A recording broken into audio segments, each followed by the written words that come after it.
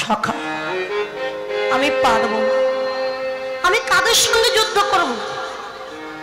যারা আমার শত্রু, আমার ভাই, আমার দাদা, আমার বন্ধু, আমার দাদু, আমার জ্যাঠা, আমার কাকা, আমার আত্মীয় স্বজনদের মেরে কুলক্ষয় করে আমরা জয়ী হতে পারবো না, রাজা হতে চাই। আমি যুদ্ধ করতে পারবো না, আমার গুরুদেবকে কি করে বধ করব? এত অস্ত্র নিক্ষেপ করছি, বাণ নিক্ষেপ করছি, কিন্তু আমার গুরুদেবকে আমি পরাজিত করতে পারছি না, আমি পারবো না যুদ্ধ করতে। ভগবান তো অন্তর্যামী, তিনি বললেন অর্জুন শোনো, তোমাকে সব বলেছি, কিন্তু দ্রোণাচার্যের মৃত্যু কথা তোমাকে আমায় বলতে ভুলে গেছি। তুমি যতই অস্ত্র নিক্ষেপ করো দ্রোণাচার্যের মৃত্যু হবে না। কেন? তাহলে কি করতে হবে? দ্রোণাচার্যের মৃত্যু কিসে হবে এটা আমিও জানি না, ভগবানের অজানা কিছু আছে, জানে। তবু বলছে দেখো, যদি দ্রোণাচার্যকে মারতে হয়, উনি তো সাত্ত্বিক ব্রাহ্মণ, প্রত্যেকদিন সকালবেলা স্নান করে উনি ধ্যান যোগে ভগবানের আরাধনা করে। তুমি প্রভাতকালে গিয়ে ওনার চরণে প্রণাম করবে। গুরুদেব তখন তোমার মাথায় হাত দিয়ে বলবে বলো বাবা কি চাও, নয়ন বন্ধ করে তুমি সঙ্গে সঙ্গে বলবে গুরুদেব আমি জানতে চাই আপনার মৃত্যু কিসে হোক। বাবা বাবা কৃষ্ণ, এটা তো ছলনা, ছলনা করে আমি জয়ী হতে পারবো। দেখো অর্জুন, ছলনার পরিণাম কিন্তু আজকে এই কুরুক্ষেত্রের যুদ্ধ। সেদিন যদি পাশা খেলায় ছলনা না করত, এই বিশাল রক্তক্ষয়ী যুদ্ধ আজ হতো না। আজকে ছলনা দিয়ে জয় হতে হবে। যাও অর্জুন, আমি তোমার সঙ্গে।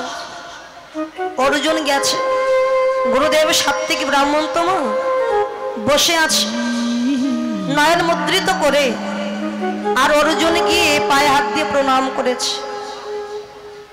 গুরুদেব দেখলো না, কে এলো, মাথায় হাত দিয়ে বলে বলো বাবা কি চাও। অর্জুনের সঙ্গে সঙ্গে বললেন গুরুদেব আমি জানতে চাই আপনার মৃত্যু কিসে হবে। সঙ্গে সঙ্গে চিৎকার করে উঠেছে, কে কে তুমি? দ্রোণাচার্য তাকিয়ে, অর্জুনের দিকে তাকিয়ে দ্রোণাচার্য হেসে ফেললেন। আপনারা যদি ভাবেন অর্জুনকে দেখে হাসলো, তা কিন্তু নয়। অর্জুনকে দেখে হাসার কিছু নাই। হাসলো কেন? অর্জুনের পশ্চাতে একটা বৃক্ষ, একটা গাছ, গাছের আড়ালে স্বয়ং ভগবান দাঁড়িয়ে আছে, আর তার উত্তরীয় বসনটা এমন করে উড়ছে বাতাস। বসনটা দেখে দ্রোণাচার্য হেসে উঠেছে। অর্জুন, যে পক্ষে কৃষ্ণ রয় সে পক্ষ কি কোনোদিন পরাজিত হয়? কৃষ্ণ যে যুদ্ধে থাকে সেটা ধর্মযুদ্ধ, আর যে পক্ষে থাকে সে পক্ষ কোনোদিন পরাজিত হতে পারে না।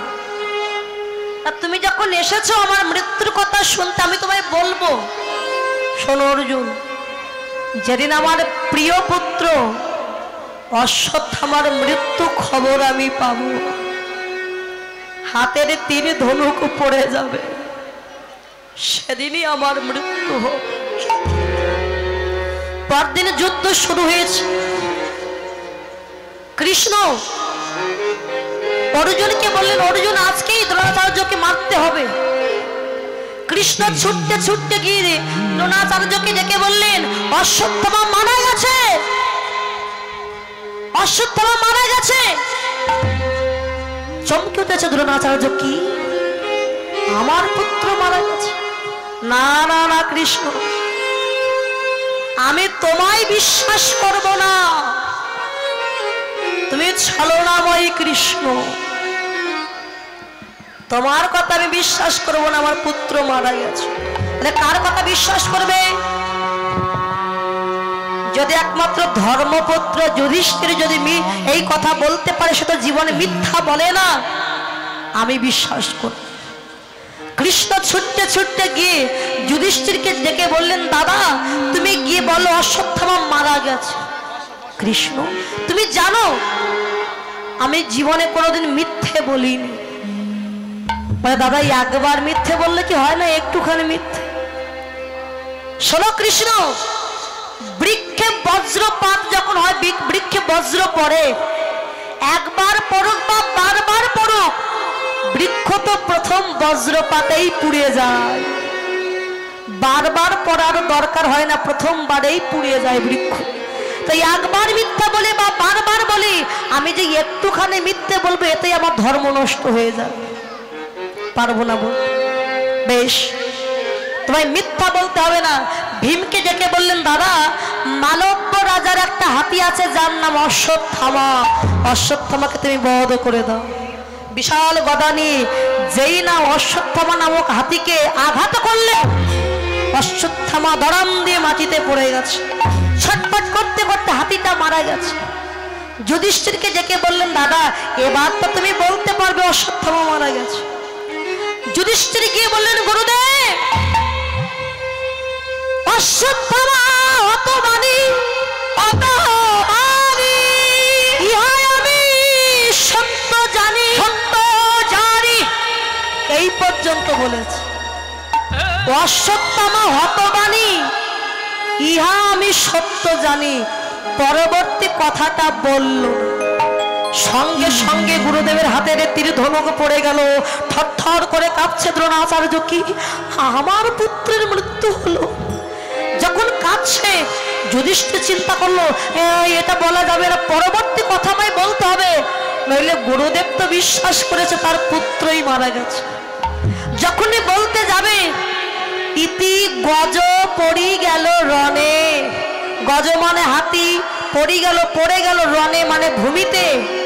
অন্তরে যাই ভগবান দেখলো, যুধিষ্ঠির দাদা যদি পরবর্তী কথাটুকু বলে দেয়।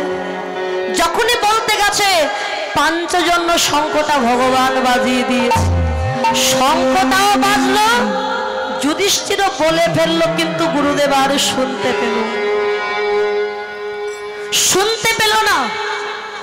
দ্রোণাচার্য মৃত্যুকালে ভগবানকে ডেকে বলেছিল, ভগবান তুমি বিশ্বনিখিল ব্রহ্মাণ্ডের মালিক, তোমার চরণে যে আশ্রয় নেয় তাকে নাকি চরণ ছাড়া করো না।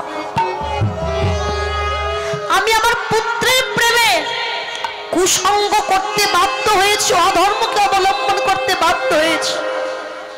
আমার ধর্ম ছিল হৃদয়ে, কিন্তু পুত্র প্রেমে আমার ধর্মকে আমি বলি দিয়েছি। আজ দেখো, যে পুত্রের জন্য আমি ধর্ম বলি দিয়েছি, আজ আমার যাওয়ার বেলায় ওই পুত্র আমার সঙ্গে যাবে। ওগো ভগবান, তোমার চরণে এই মিনতি, আমি অপরাধ করেছি বলে, আরে অপরাধী বলে যখন ভব নদীর পাড়ে গিয়ে দাঁড়াই,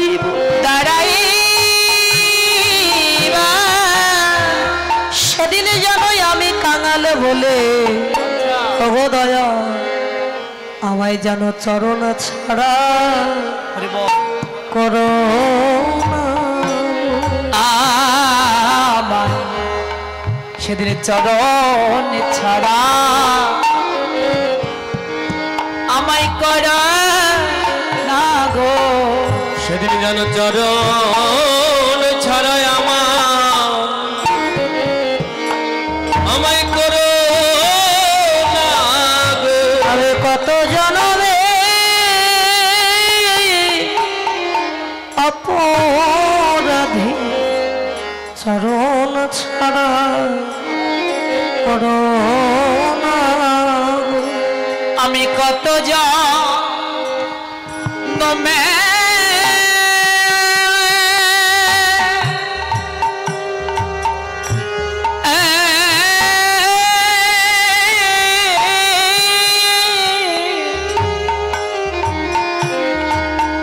আমি অপরাধী, যেন চরণ আমায় করো না গো, আমি কত জন্মে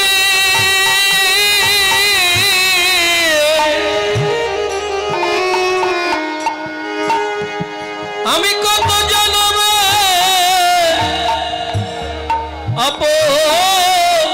অপরাধী যেন চরণ ছাড়াই আমার করো না গো তোমার চরণ বিনা কোথাবা যাব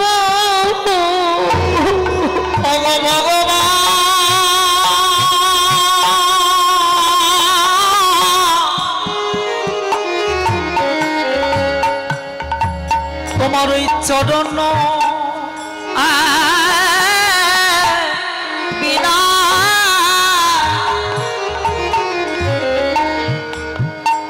আমি কথা যাব আমি কোথায় গিয়ে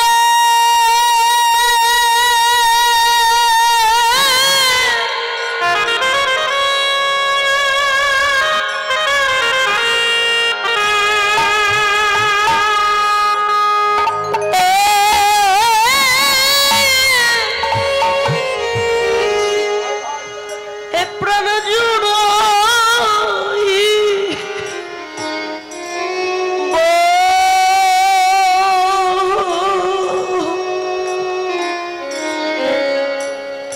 তোমার চরণ বিনা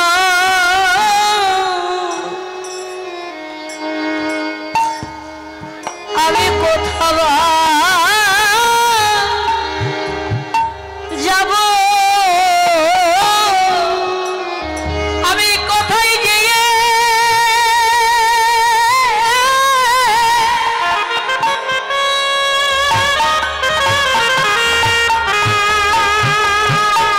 আমি কোথায় গিয়ে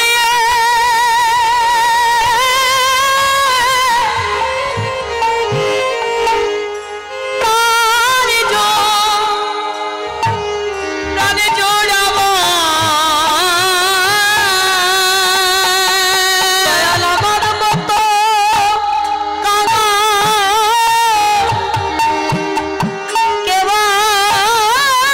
আছে? আমি কোথায় যেয়ে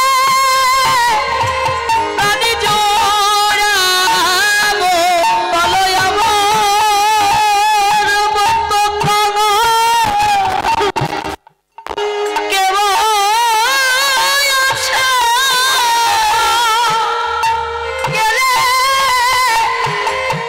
আমি পাবো আমায় চরণ ছাড়ো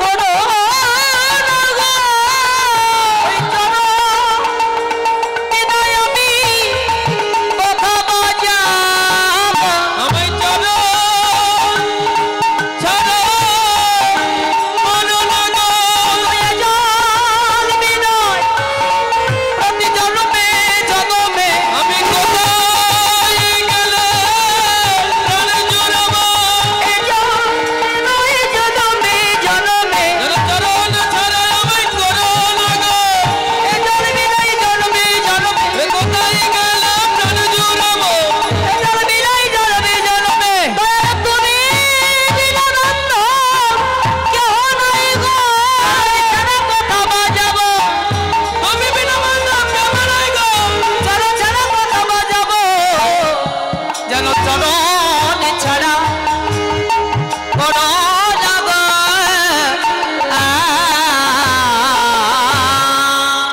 ভগবান আমরা সবাই হলাম তোমার হাতের খেলার পুতুল তুমি আমাদের যেমন ভাবে নৃত্য করিয়েছো আমরা তেমন ভাবে নৃত্য করব বাবা এটা হচ্ছে অভিনয়ের নাট্য মঞ্চ এই নাট্য মঞ্চের যেদিন অভিনয় শেষ হয়ে যাবে আপন ঘরে ফিরে যাবে সেদিন সবার সম্পর্ক ওই ভগবানের চরণ এই ভাই বন্ধুর সঙ্গে সম্পর্ক থাকবে তার চরণে যেতেই হবে এই পালাটির নাম হচ্ছে উত্তরগোষ্ঠ উত্তরগোষ্ঠ বললো কেন ফিরাগোষ্ঠ বলতে পারতো বা ফেরত গোষ্ঠ, কিন্তু না উত্তর গোষ্ঠ। বলে এসেছি ভবে যেতেই হবে, এসেছি মরতে হবেই মরতে। স্বর্গের চারটি দ্বার, পূর্ব পশ্চিম উত্তর দক্ষিণ, চারটি দ্বারের মধ্যে জীবিত অবস্থায় যদি কেউ উত্তরে মাথা দিয়ে ঘুমায়, আরেকজন গিয়ে বলে উত্তরে মাথা দিয়ে ঘুমাতে নাই অমঙ্গল হয়, বেশ উত্তরে মুখ দিয়ে সেবা করতে বসলে বলে অমঙ্গল হয়। কিন্তু যেদিন মারা যায় সেদিন মাথাটা দেওয়া হয় উত্তর দিকে। কেন? উত্তর দুয়ারটা হচ্ছে শ্রেষ্ঠ দুয়ার। আমরা মৃত্যুর পরে জীবাত্মা উত্তর দুয়ার দিয়ে গিয়ে বৈতরণী নদী পার হয়ে আমরা যমরাজ্যে প্রবেশ করি। যমরাজ্যে গিয়ে জীবাত্মা পরমাত্মার সাথে মিলিত হবে। ভালো কর্ম করলে বৈকুণ্ঠ লাভ করব, খারাপ কর্ম করলে নরক যন্ত্রণা ভোগ করব এই যমরাজ্য থেকে। তাহলে গোষ্ঠ দুইটা, একটা সংসার গোষ্ঠ আর একটা যে গোষ্ঠে আমরা ছিলাম সবাই, যেখান থেকে এসেছি। তাই এই গোষ্ঠ এই লীলা শেষ করে উত্তর দুয়ার দিয়ে ওই গোষ্ঠে আপন গোষ্ঠে ফিরতে হবে। তাই মহাজন এই পালাটির নাম দিল উত্তর গোষ্ঠ। মানে শুধু গরু বাছুর নিয়ে যে ঘরে গেল তাই উত্তর গোষ্ঠ বলে না, আমাদেরও সবাই উত্তর দুয়ার দিয়ে ওই উত্তর গোষ্ঠে যেতে হবে। তাই তো নাম উত্তর গোষ্ঠ। যারা তত্ত্বদর্শী ব্যক্তি, ভজনীয় ব্যক্তি, তারা জানবে উত্তর গোষ্ঠ মানে কি। আর যারা জানবে তারা বলবে কি গরু বাছুর নিয়ে কৃষ্ণ বাড়ি চলে গেল, এটাই হল উত্তর গোষ্ঠ। দাদা চলো ঘরে ফিরে যাও। আরে ঘরে যাব, মা তো কাঁদছে আমার জন্য। আজ মাঠে